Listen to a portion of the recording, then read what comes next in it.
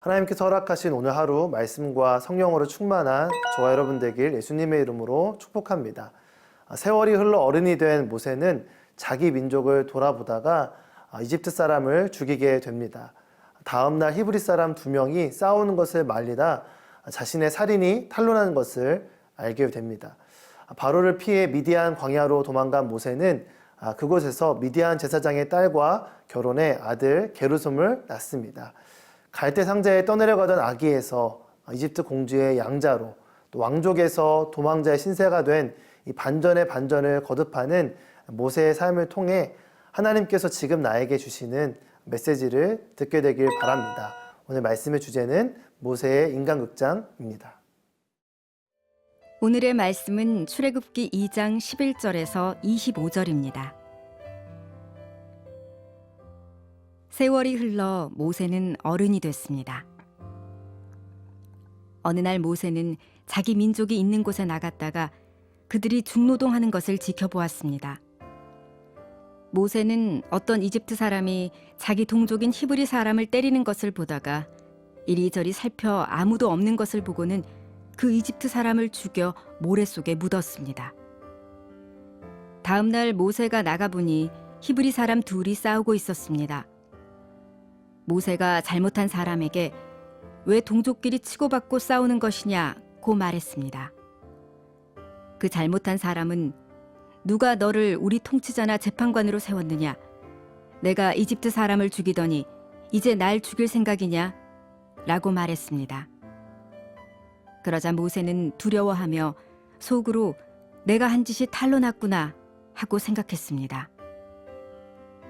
바로는 이 사실을 듣고 모세를 죽이려고 했습니다. 그러나 모세는 바로의 얼굴을 피해 도망쳐 미디안으로 가서 살았습니다. 하루는 모세가 미디안의 한 우물가에 앉아 있을 때였습니다. 미디안 제사장에게 딸 7이 있는데 물을 기르러 와서는 구유에다 그 아버지의 양떼에게 줄 물을 채웠습니다. 그런데 몇몇 양치기들이 와서 미디안 제사장의 딸들을 쫓아내는 것이었습니다. 그때 모세가 일어나 딸들을 도와주었고 그 양들에게 물을 먹여주었습니다. 그 딸들은 자기 아버지 르우엘에게로 되돌아갔습니다. 그러자 그 아버지가 오늘은 웬일로 이렇게 일찍 돌아왔느냐 하고 물었습니다. 딸들은 어떤 이집트 사람이 우리를 양치기들에게서 구해주었습니다.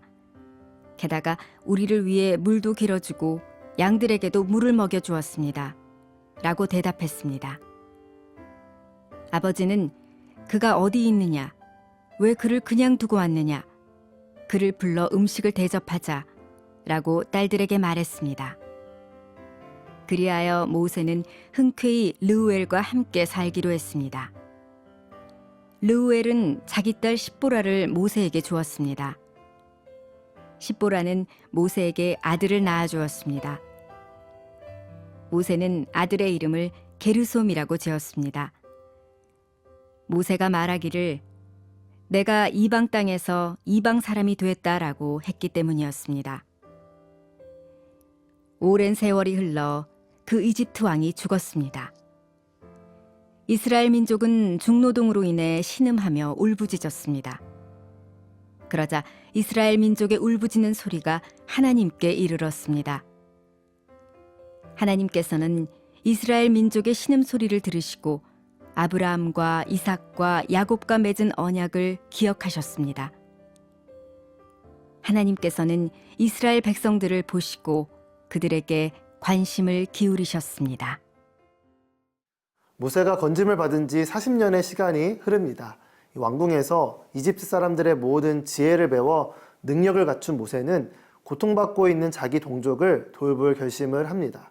하지만 그의 결심과는 다르게 상황이 흘러가게 됩니다. 12절 말씀입니다.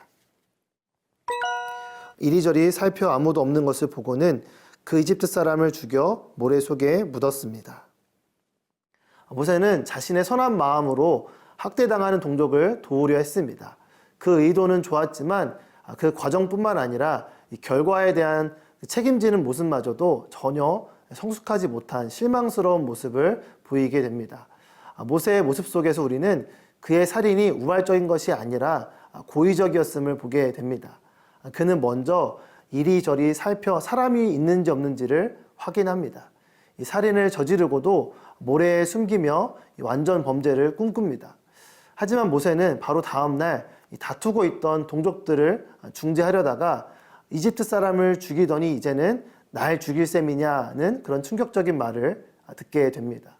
보는 눈이 없는 것 같았고 또 완전 범죄를 이루었다고 생각했지만 사람들은 이미 모세의 행동을 알고 있었던 것입니다. 모세의 바람처럼 혹시나 잠시 사람의 눈을 속일 수 있을지도 모릅니다. 하지만 우리가 하나님을 믿는 자로서 기억해야 할 것은 하나님께서 나의 일거수일투족, 나의 눈빛과 손짓, 그 작은 의미마저도 다 알고 계시다는 것입니다. 우리의 믿음과 신앙이 이 화석처럼 굳어버린 신념이 아니라 삶의 온전한 태도가 되길 바랍니다. 살아있는 믿음과 신앙은 살아계신 하나님을 바라보며 동행하는 것입니다.